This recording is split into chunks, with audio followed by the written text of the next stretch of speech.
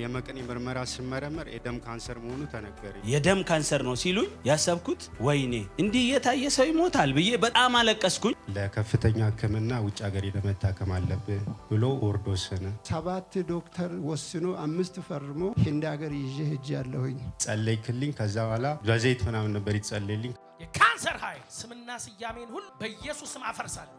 ምን ጆሮዬ በቃ አልሰማለኝ። እኛ ስንማር ካንሰር በጣም ከባድ በሽታ እንደሆነ ውጤቱ ደግሞ ዴዝ ነው። ተደብቆ ሊሆን ይችላል ብሎ አስቦ ነበር። ያለብኩበት ሁሉ ሆነልኝ ለበጎ፣ ክንዱ አሻገረኝ ከክፉ ሸሽጎ።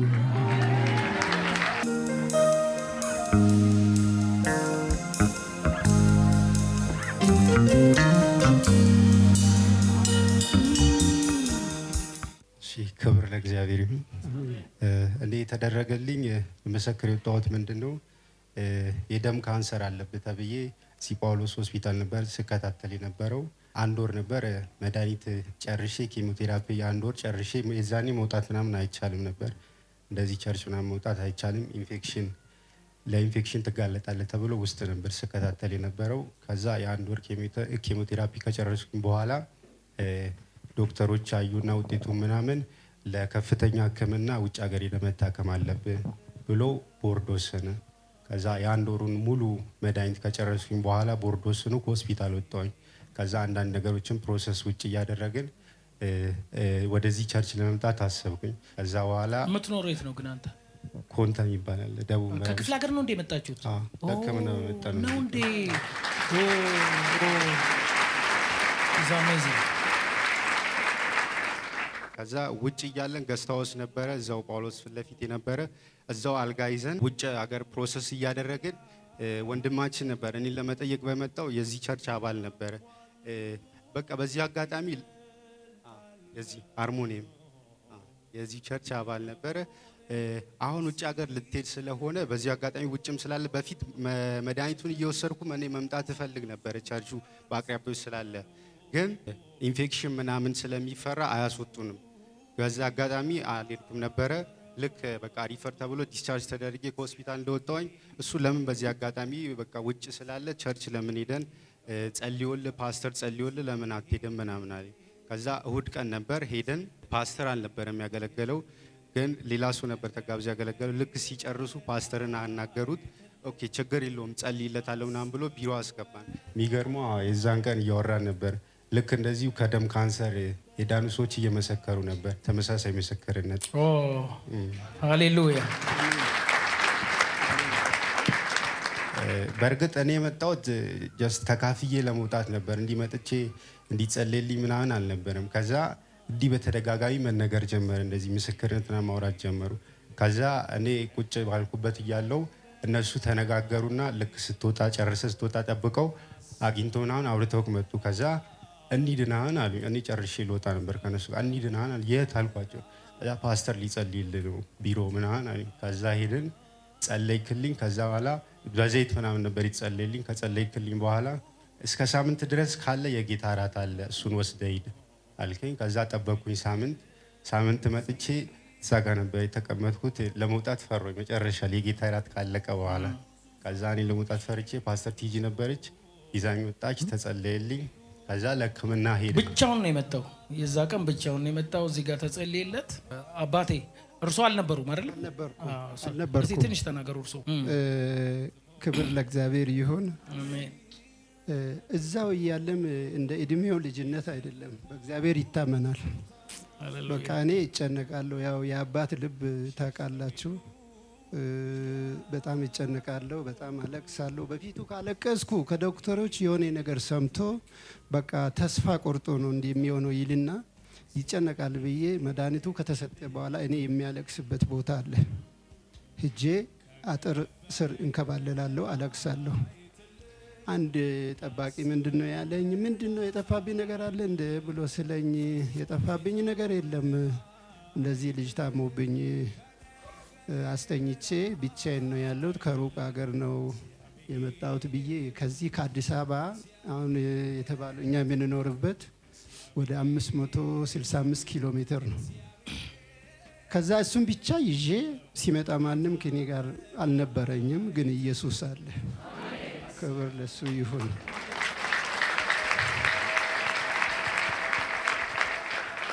ይዤ ከመጣው በኋላ በጣም እንደ እድሜው ልጅነት አይደለም፣ አርቆ የሚያስብ ራዕይ ያለ እግዚአብሔርን እድሜ እግዚአብሔር ቢሰጠው ለማገልገል ምኞት ላይ ያለ ብዙዎች በእውቀት የበለጸጉት የሚያደርጉትን ነገር አይቶ መማር አይደለም። እኔ እግዚአብሔር እድሜ ሰጥቶ ቢኖር ቢማር እግዚአብሔርን ባገለግል እንዲህ አይነት ሁኔታ ላይ አገለግላለሁ፣ ህዝብን ቢረዳ በእንዲህ አይነት እያለ ያንን ራእዩን ያየ ሰይጣን ሊቀጨው ሲመጣ ኢየሱስ ቀድሟል። ክብር ለሱ።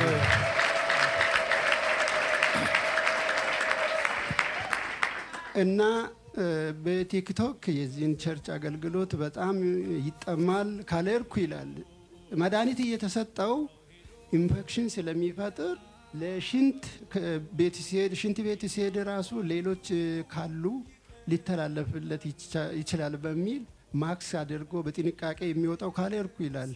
አትድም ሄደ የሆነ ነገር ቢፈጠርብኝ እኔ ለራሴ የሆነ ህመም ኬዝ ያለብኝ ሰው ነኝ፣ ማን አለ በጎኔ እያልኩ እየተጠማ ህመሙ ከባድ ስለሆነ የግድ ውጭ ሀገር ሄዶ መታከም አለበት በሚል ቦርድ ወሰነ። የቦርድ ውሳኔ ከተሰጠ በኋላ መጨረሻ የመጣ ቀን አንተ እንዴት አልመጣም? እኔ አልነበርኩም። ገንዘብ ለማሰባሰብ ወደ ሀገር ቤት ወደዛው ሄጃለሁ። ገንዘብ እያሰባሰብኩ ነበር። እያሰባሰብኩ ዋው። ጌታ ራት በወሰደ በስንተኛው ቀን ነው ወደ ህንድ ሄዳችሁት? ልክ የጌታ ራቱ በወሰድ ነው በሳምንቱ እንሄድ ነው። እስከ ሳምንት እንደዚህ ልንሄድ ምናምን እንደሆነ ነግረነዋል ፓስተር። ኦኬ እስከ ሳምንት የምትቆይ ከሆነ የጌታ ራት አለ በቸርቻችን የተዘጋጀ የጌታ ራት ቀን ላይ መተ ተካፍለ ትሄዳለ። ከዛ የዛኔ መጨረሻ ላይ ጸልይላለሁ አለ። ኦኬ ብለን ሳምንቱን ጠበቀን። ኦልሬዲ የዛኔ ፕሮሰሱን በቃ እየጨረስን ነበረ። ግን ፓስተር በቃ በሳምንቱም በመምጣት አለብን ምናምን ስላለን ሳምንቱ ቆየንና መጣን። ከዛ የጌታ ራት ተቀበልኩኝ። ከዛ ፓስተር እየጸለየልኝ ለምስጋና ትመጣላችሁ፣ ደምህን በደም ቀየርኩት፣ እድሜ ጨመርኩል ብሎ ጸለየልኝ።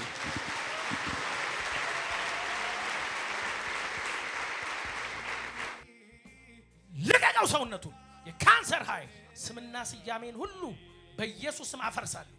ከደሙ ላይ፣ ከነርቭ ላይ፣ ከሴሉ ላይ፣ ከሰውነቱ ላይ በኢየሱስ ስም ረገምኩት። አቅሙ እየበረታ፣ ሴሉ እየበረታ፣ ነርቭ እየበረታ፣ ደሙ እየተቀየረ በናዝሬቱ በኢየሱስ ስም ፈውሻለሁ። ትንሣኤና ሕይወት እኔ ነኝ ያለው ኢየሱስ ያንተን ነገር በኢየሱስ ስም ያስነሱ። አሁን ጂሰስ የመጀመሪያ እሁድ እሱ በሚመጣበት ጊዜ ቤተል መካነ ኢየሱስ ሌላ ቦታ የምናርፈው እዛው ገስት ሃውስ ውስጥ ነው። አንድ አክስቱ ትንሽ ረዘም የምትለው እነሱን አደራ ከዚች ቦታ ምግብ ከውጭ አምጡለት እንዳይወጣ። ማስጠንቀቂያው ከባድ ነበረ። ስጋት ውስጥ ነው ያስገባኝ። ዳግም ኢንፌክሽን የሚፈጥር ከሆነ ሕክምና ያለበት እስከሚትደርስ ድረስ ከባድ ነው ብሎ ዶክተሮች አስፈራርተውኝ ነው ያወጡት። ቢያንስ ከሳምንት በላይ ከ15 ቀን በላይ መቆየት የለበትም ሲል እኔ ምን አሰባስብ ያለው ያኔ ያለኝን ኪሴን እኔ ነኝ የሚያውቀው። ነገር ግን ጎደሎ የሚሞላ ኢየሱስ ከኔ ጋር አለ። ያንን ገንዘብ ለማሰባሰብ ሄጄ እዛው ያለው እህቱ የሱ ታላቅም ብትሆን አገልጋይ ናት። ያው ከልጅነታቸው ጀምሮ በእግዚአብሔር እጅ ነው ያደጉት። ከኔ የተሻሉ የእግዚአብሔር ምስጢር የሚያውቁ ናቸው እና ተደብቆ እዚህ ይመጣሉ። አልነገሩኝም። እህቱ መታለች። እህቱ መታለች። ታላቁ እቺ ያቺ አጠር የምትለው ይመጡና እዚህ ቅድም እሱ እንዳለ ተጸልዮለት እስከ ሳምንት የምትቆይ ከሆነ ሳምንት ቅዱስ ቁርባን ስለሚሰጥ ወስዴ ትሄዳለህ፣ ለምስክርነት ትመጣለህ ተብያለሁ አለኝ። ችለ ሄድካው እንኳን የኢየሱስ ቤት ሄድክ ችግር የለም፣ ያው ከየትኛውም የሚያስመልጥ አምላክ ነው ብናመልከው ብዬ በሳምንቱም አልነበርኩም። እዚህ መጥቶ ቅዱስ ቁርባን ተሰጠውና ተጸልዮ መጨረሻ ላይ የተነገረው በደሚ ላይ የኢየሱስን ደም ተክተናል። ሃሌሉያ ብሏል። እውነት ነው፣ እውነት ነው፣ እውነት ነው። የኢየሱስ ደም ተተክቷል። አሜን። የኢየሱስ ደም ተተክቷል። አሜን። በሽታው ሳይኖር ቀርቶ አይደለም። ከአንድም ሁለት ሶስት ቦታ ተረጋግጦ 7 ዶክተር ወስኖ 5 ፈርሞ ህንድ ሀገር ይዤ ሄጃለሁኝ። ህንድ ሀገር ይዤ ሲሄድም የተሟላልኝ ነገር የለም። ነገር ግን ከየትም በማላውቀው ሁኔታ ረድቶኛል። ክብር ለእግዚአብሔር ይሁን። ያንን ሂደን ልክ ቅዱስ ቁርባኑን በወሰደው ሳምንት ዕለት እሁድ ህንድ አውሮፕላን ማረፊያ ላይ ቅዳሜ ከዚህ በሚያዝያ 4 ወጣን። በሳምንቱ እሁድ ዕለት እዛው አረፍን። ሲንሄድም የእግዚአብሔር ስራ ድንቅ ነው። በማናውቀው በባዕድ ሀገር የሚቀበለን ሰው አዘጋጅተው ሰው ተቀበለን። ሰኞ ዕለት ሕክምና ጀመረ። ማክሰኞን ውሎ ሮብ ዕለት ምንም ካንሰር የለብኝም ተባለ። ሃሌሉያ! ኢየሱስ ጌታ ነው፣ ጌታ ነው። ሃሌሉያ! ሃሌሉያ! ሃሌሉያ! ሃሌሉያ! ኢየሱስ ጌታ ነው። አሜን። ሻካታ ብራጃ ታባስ አላባ ሼከለቦስ አው አላመንኩኝም። ለቤተሰብም ለማንም እንዳትናገር እኔ ምኑን አውቄ ነው እውነት ነው ወይስ ይሄ ምንድነው ብዬ በቃ ጆሮዬ ሰውየው ከኛ ጋርም በጣም የሚቀርበኝ ሰው ነበር። ልጃቸው ታማ ቀድሞ የሄዱት የተቀበሉን የለበትም እያለ ነው ይለኛል። በቃ ምንም የሚለው ነገር ጠፋብኝ። ከዛ ዶክተሩ ከተቀመጠበት ብድግ ብሎ ተነስቶ ፎቶ ከሱ ጋር ተነሳ። ምን አለ ምን ጆሮዬ በቃ አልሰማለኝ። ውጭ ወጥቼ የተወሰነ ሰዓት ከቆየው በኋላ ተረጋግቼ ምንድነው ያለው ዶክተር ስል ካንሰር እኮ የለም ብሏል አለ። አው ክብር በምድር በሰማይ ለእግዚአብሔር ይሁን። ከዛ በኋላ የምንሰጣችሁ ነገር ላንተ ምንም የሚያዝ ነገር የለም። ከዚህ ይዘን የሄድነው መድኃኒትም ነበር። እሱንም የተወሰነው ተው ብሎ ትንሽ መድኃኒት አዘዘና ለአንድ ወር ያህል ትቆያለህ፣ ከአንድ ወር በኋላ መጥተህ ቼክአፕ ትደረጋለህ ተባለ። ወሩን እየቆጠርን በወሩ ሄድን። ሲንሄድ ክብር ለእግዚአብሔር ይሁን። ምንም የለም፣ ምንም ነገር የለበትም። ሃሌሉያ! ስም የተመሰገነ ይሁን። ምንም የለም። እስቲ ከፍ ያለ ጭብጨባ እልልታ። ኢየሱስ ፈዋሹ፣ ኢየሱስ አዳኙ ስም ይባረክ። አሜን። ምንም የለብህም ግን 100% አልሆንኩኝም። ውስጤ ሲረበሽ ዶክተር ምንድነው የምትለው ስል የለበትም ካስፈለገ ነፃ እንድትሆን ከ3 ወር በኋላ መጥቶ ቼክአፕ ይደረግ፣ መድኃኒትም አላዝም፣ ምንም ነገር የለበትም ብሎ ተመልሰን መጥተናል። እግዚአብሔርን አመስግኑልኝ። ክብር ለእግዚአብሔር ይሁን። ተናገር ትንሽ እስቲ። እንደገና ደግሞ ዶክተሩ አላመነም። እንደገና 1 ወር ትቆይና ከዛ በኋላ ምርመራ እናደርግልሃለን፣ ምክንያቱም ተደብቆ ሊሆን ይችላል ብሎ አስቦ ነበር። 1 ወርም ጠብቆ ምርመራ ተደረገልኝ። ምንም የለብህም።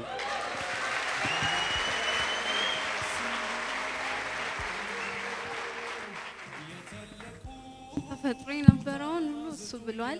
እኔ ልል የምችለው መንፈስ ቅዱስ በነ አብርሃም ጊዜ በነ ይስሐቅ ጊዜ ያቺ 12 ዓመት ደም የፈሰሳትን ሴት እንዳዳናት በታሪክ ነበረ ምን ሰማይ ነበረው አይደል? እኛ ቤት ደግሞ እውነት መንፈስ ቅዱስ ሰርቶ አሳይቶናል።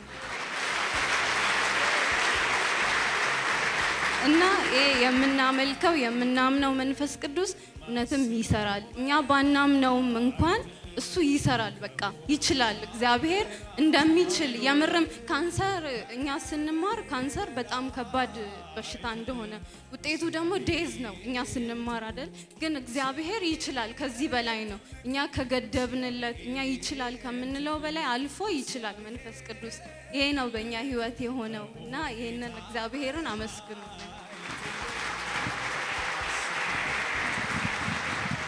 ክብር ለእግዚአብሔር ይሁን። ያው እንደዚህ ነው የሆነው። ሲመጣ ባይዘው እብጠቱ ፊቱ ምናምን ብታዩት እንደዚህ አይደለም።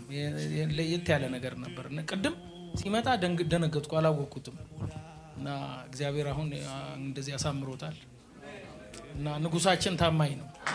እዩ እስቲ እዩ ቆይ እዩ ትንሽ ይንገራችሁ የሆነ ስለ ህመሙ ማለት ነው። ብዙ ጊዜ እንዲህ ሰዎች ከካንሰር ተፈውሰናል ብለው ሲመሰክሩ እገረማለሁና የሚመሰክሩትም ክሬዚ ያልሆኑም እላለሁ። ማለት እኔ ያለውን ፔን ስለማቅ ምናልባት እነሱ ምስክር ናቸው።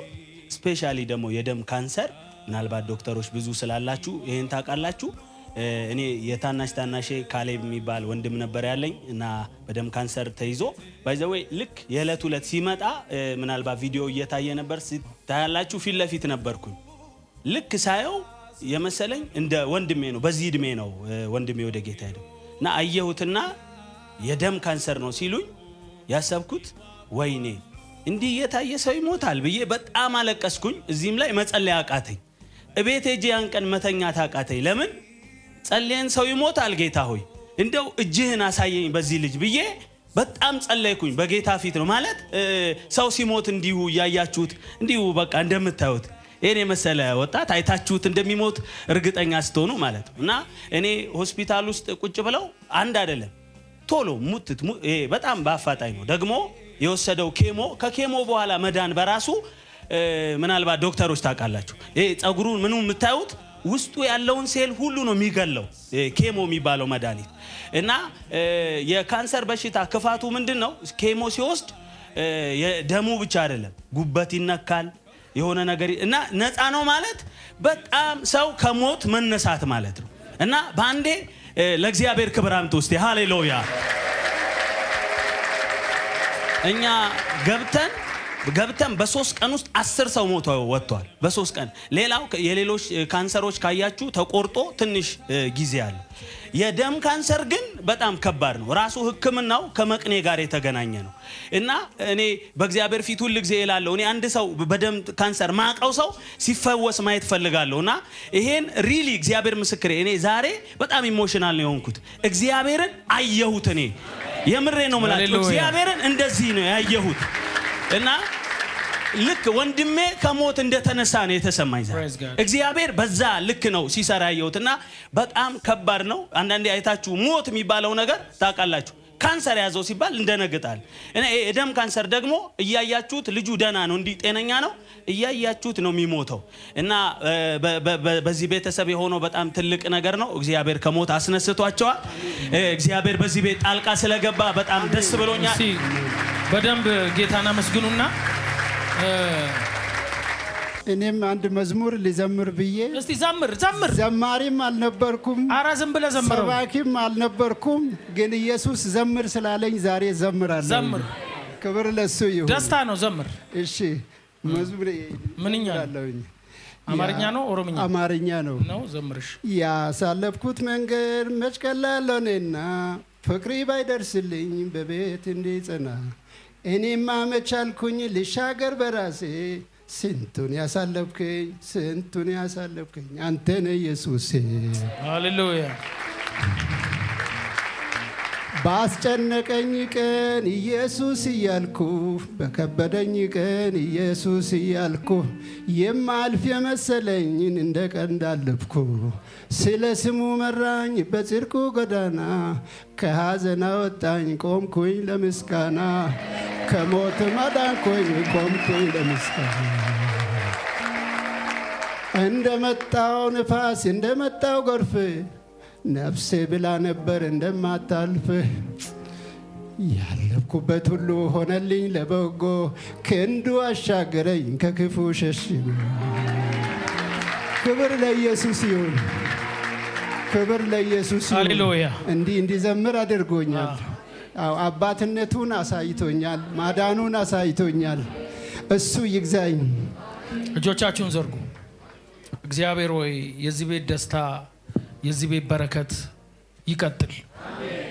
ልጆችን የምትባርክ ደስታ የምትሰጥ ለነሱ ብቻ አይደለም እኛንም ስላስደሰትከን ኢየሱስ ቅርብ ወዳጅ የሰው ችግር የሚገባ ሰው ሆነ ወደ ምድር የመጣ የኛ ወዳጅ ስናወራህ የምትሰማን የቅርብ አምላክ ስለሆንክ እናመሰግንሃለን። ብር የማይችለውን አንተ ትችላለህ። ወርቅ የማይችለውን አንተ ታሸንፋለህ። ጦር የማያንበረክከውን አንተ ታንበረክካለህ። ክብሩ ሁሉ ተጠቅልሎ ለአንተ ለናዝሬቱ ለኢየሱስ ይሁንልህ። ተመስገን። አሜን። ተባረኩ። ክብር ለስሙ ይሁን። እናንተ ድንቅ ወዳጆች ናችሁ። አይ ላቭ ዩ በጣም ነው የወደድኳችሁ። ስለ እሱ ስላደረጋችሁት ነገር እግዚአብሔር ደግሞ እናንተን ብድር ይክፋል። አሜን አሜን አሜን። ወዳችኋለሁ። ጌታ ይባርካችሁ። እስቲ ደስታችሁን ለጌታ በእውነት ሂዝ አሜዚንግ። ይሄ ነው የኛ ኢየሱስ። አሜን። ከዚህ በኋላ ደግሞ ከሶስት ወር በኋላ ሌላ መዝሙር ይዤ ለምስጋና አሁንም ቀርባለሁ። ጌታ የተመሰገነ ይሁን። ጌታ ይባርካችሁ። በጣም በጣም ድንቅ ነው።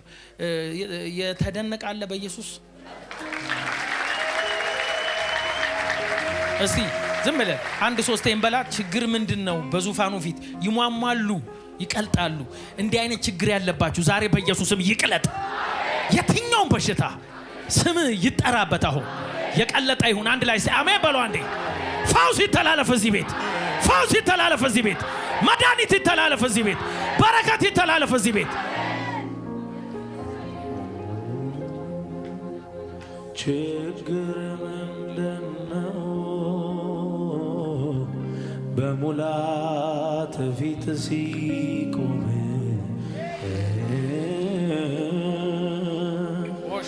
በሽታ ምንድነው?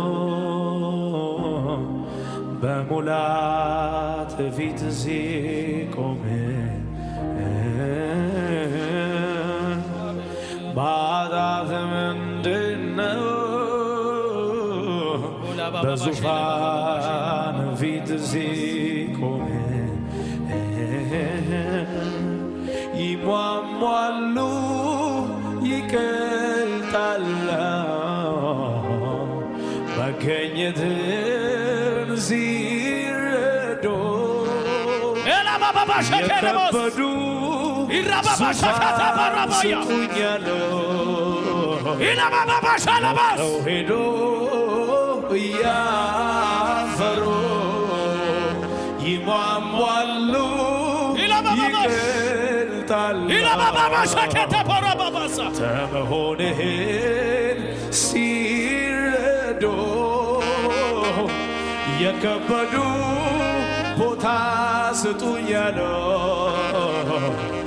ለቀው ሄዱ እያፈሩ። እግዚአብሔር ትልቅ፣ እግዚአብሔር ትልቅ፣ እግዚአብሔር ትልቅ፣ እግዚአብሔር ትልቅ፣ ከከበደኝ በላይ ትልቅ፣ ከሁኔታ በላይ ትልቅ፣ ከማስበው በላይ ትልቅ፣ ከነገሬ በላይ እግዚአብሔር ትልቅ፣ እግዚአብሔር ትልቅ፣ እግዚአብሔር ትልቅ፣ እግዚአብሔር ትልቅ፣ ከነገሬ በላይ ትልቅ፣ ከከበደኝ በላይ ትልቅ፣ ከማስበው በላይ ትልቅ፣ ከሁኔታ በላይ ትልቅ። ይሟሟሉ፣ ይቀልጣሉ። መገኘትን ሲረዱ የተለቁ ዙፋን ስጡኛሉ ሸሽተው ሄዱ እያፈሩ። ሃሌሉያ ሃሌሉያ። ኢየሱስ ጌታ ነው።